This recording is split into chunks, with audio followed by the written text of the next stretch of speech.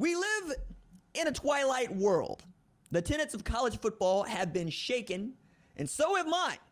The best example of the Jerry Lee Lewis whole lot of shaking going on is unranked Texas A&M knocking off undefeated juggernaut and formerly #1 Alabama. Never mind that Ampersand U began the season ranked #6 in the country. The Ampersand U Farmers knocked off the Tide with their backup quarterback and a Heisman frontrunner at quarterback for Alabama. Another example, though, of you shook me all night long is perhaps just who is left among the undefeated teams. Who'd have thought among Oklahoma, Ohio State, and Alabama, only the Sooners would be bowl eligible after week 6? That Coastal Carolina, San Diego State, and Texas San Antonio would boast more wins than Texas, LSU, and Clemson. Look, I believe the top 25 and these tiers that I'm going to give you a little bit later on should reflect results on the field. I believe that every one of the 130 FBS teams deserves to begin the season with a definitive path to winning the national title. I think I've made it clear that I believe in a 16-team college football playoff, and I rank teams based on what I want the sport to look like. Wins matter to me. What I learned is that the public will not allow a #3 Oklahoma State with 2 back-to-back wins against formerly AP top 25 teams. It will allow a #6 Ohio State without a win against a ranked opponent to be ranked 3 spots ahead of the #9 Oregon team the Buckeyes lost to just a month ago. And that's not a hypothetical comparison. It's the week 7 AP poll. And you know what? My rankings aren't so dissimilar from the AP. We both agree that Georgia and Iowa are the #1 and #2 teams in the country. If I simply wanted to troll you, I'd rank Coastal Carolina, Southern Methodist, Texas San Antonio, and Cincinnati the #1, #2, #3, and #4 teams in the country and call that my college football playoff. So no, I don't want to troll you. As for the #3 team, allow me this blind resume test. Remove the jerseys, remove the logos, remove the recruiting rankings, remove the coaches, remove the conferences. Just look at what these teams have done so far this season.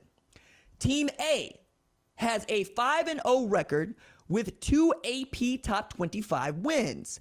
Team B has a 4-1 record with 0 top 25 wins. I'll give you a beat to think about who those teams might be. Okay, Team A is Oklahoma State, and Team B is Ohio State. I ranked Oklahoma State #3, and I ranked Ohio State #20. I didn't rank Ohio State #20 to troll you. I ranked Ohio State #20 because there are teams who are still undefeated or have at least one top 25 win along with the 1 loss. Ohio State, again, doesn't have a top 25 win and perhaps doesn't need to be ranked at all. But that's not the conversation you want to have. However, I refuse to say Oregon is a worse football team than Ohio State because not only does Oregon have a top 25 win, it has a top 25 win on the road head-to-head against Ohio State. Playing the games, winning the games has to matter. Unless you want to throw out the AP rankings and the very idea that being undefeated matters more than not. You have to admit Oklahoma State has performed better than Ohio State thus far. The only way you could disagree is to say that playing the games doesn't even matter. The AP rankings are necessary too. The voters are all carefully picked by the Associated Press, and there are more than 60 of them from across the country with varying opinions based on, among other things, an eye test that I often think is wrong. But I also think it's a zero-sum game for ranked teams, especially those at the bottom. If you're a top 20 to 25 team, a loss means you're probably not ranked the following week. However, at the time your opponent beat you, we thought you were good. That has to matter. Another reason the AP rankings are necessary is because they give us a good understanding and jumping off point, especially in the preseason, for who we think is good among those 130 teams. It's important to know which we should probably focus on too, and which deserve more attention. However, caveat here, as always, the longer you go into the season without losing, the more attention you're going to receive, which leads me back to playing the games has to matter. The schedule is the schedule. The kids can only play who is on their schedule. And I can't look at an undefeated Cincinnati, Coastal Carolina, Southern Methodist, San Diego State, or Texas San Antonio in the face and tell those kids they aren't good enough to play for a national championship, but one-loss teams like the one in Tuscaloosa are? And I refused to do that. I don't just love this sport. I live this sport. I live this job. I love it. And I will fight for a fairer way to decide who the national champion is because it's what's right. So my rankings aren't going to change. What I'm about to discuss with you now, though, is what I think the College Football Playoff Selection Committee will do, while I explain to you why I think some of what the CFP committee will do is utterly ridiculous. So rather than go through the top 25 again, I'm going to go through the top 10 teams as I think the playoff committee would rank them, and also why I think it's asinine to continue to do it this way. Okay. At number 10, I have Coastal Carolina. They are 6-0.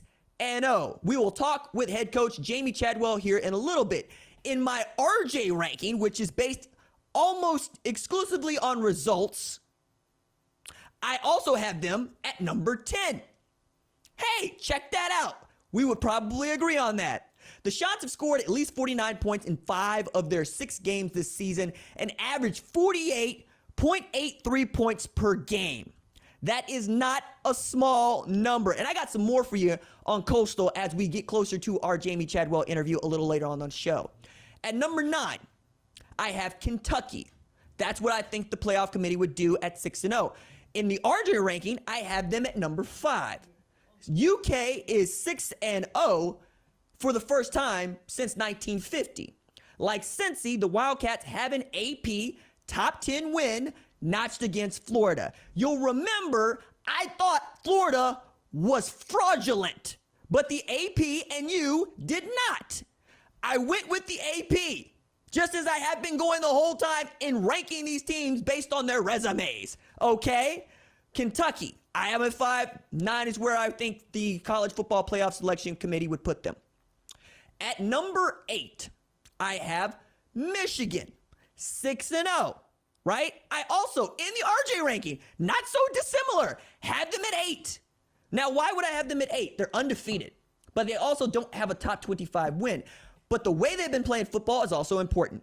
At number 7, I have Michigan State. They are 6-0. They also have a top 25 win. Now, in the RJ ranking, I have them at number 7. CFP, I think they would put them at 7. RJ, I think they would put them at 7. It's not that dissimilar. It doesn't matter to me that Miami is no longer the football team that we thought they were. It matters to me that we thought they were good. It has to matter.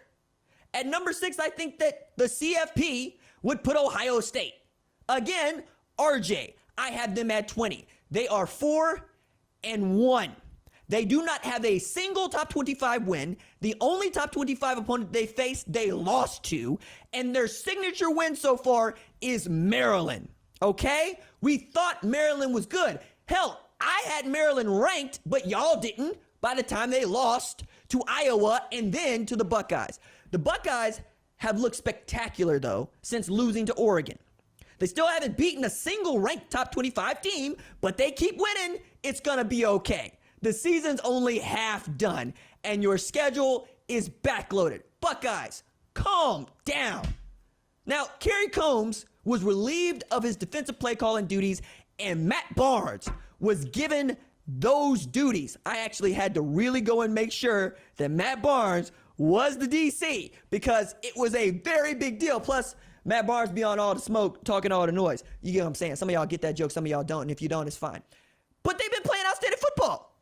Since giving up 35 to Oregon, Ohio State has given up 27, 13, and 7 points respectively in games and average just over 14 points a game against, right? That's a really good number. But again, they ain't played nobody that has been ranked. You got a Michigan, you got a Michigan State, you got a Penn State all coming up. Beat them up, get to the Big Ten championship, finish with a one-loss as a one-loss Big Ten champion, and then let's see what it is. Because at number 5, I think that the CFP committee would have Cincinnati. They are 6-0. In the RJ, I have them at number 4. Cincy has a top 10 win on the road against a previously undefeated Notre Dame we all thought was good. It has to matter. But another reason I think that the CFP would have Cincinnati at number 5 is because it's Cincinnati. They have proven over and over again they don't give a good darn about your Group of 5 team being undefeated. Hello, 2017 Central Florida. How about 2020 Cincinnati? How about San Jose State last year before the bowl season? I can keep going here. This is the point. At number 4, I think they'd have my Oklahoma Sooners, who are 6-0. I have the Sooners at 6. I'm saying the CFP would have them at 4. So take that homer stuff and stuff it. This was the first AP Top 25 win of the season for the Sooners last week against Texas, who is barely a Top 25 team. Spencer Rattler got benched during this game. We saw a true freshman named Caleb Williams put on his cape and prove that Superman is here full time. And we don't know if Oklahoma is good enough, even as an undefeated team, to give the number 3, number 2, number 1 teams, even in the CFP's ranking, a game, because I'm loud about it, you loud about it. My Oklahoma Sooners have done nothing in the playoff. Nothing. Hell, we had a 17-point lead against Georgia, and we lost that too. All right? And I'm here to tell you, ain't nobody gonna be here for no one-loss Oklahoma getting into the CFP again. It ain't gonna happen. It's happened too many times. People are tired of getting burned. That's another reason why the committee is kind of getting on my nerves already. Number 3, I got Alabama. They are 5-1.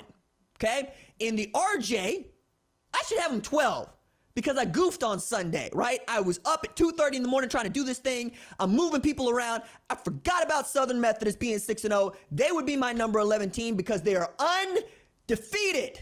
Alabama lost. Now, the loss is the first in 101 games against an unranked opponent, right? This is also the first time that we've seen an assistant of Nick Saban beat him, snapping a 24-game win streak that he's had against his assistants and a 19 straight game win streak for the Tide. However, Alabama has 3 ranked wins in 6 games. That's more than any other one-loss team in the country. Again, one-loss team in the country, all right? Being undefeated is hard in this sport. And the longer you can go undefeated, the more respect you should garner. Number 2, I got Iowa. They are 6-0. I have them at 2. CFP got them at 2.